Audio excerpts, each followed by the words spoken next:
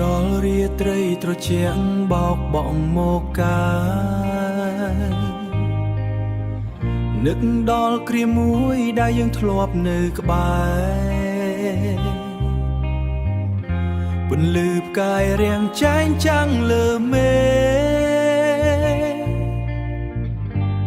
តែចិត្តខ្ញុំនៅតែឯកោ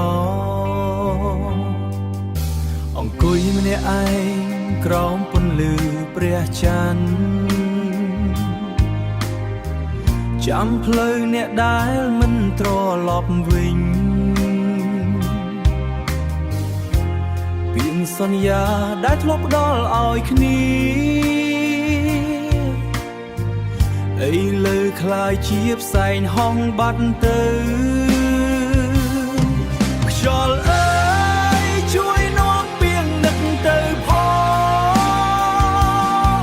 ប្រាប់គេថាបេះដូងនេះនៅតែរងចាំទោះបីជាពេលវេលាកន្លងផុតទៅក្តីស្រឡាញ់នៅតែមានសម្រាប់អូ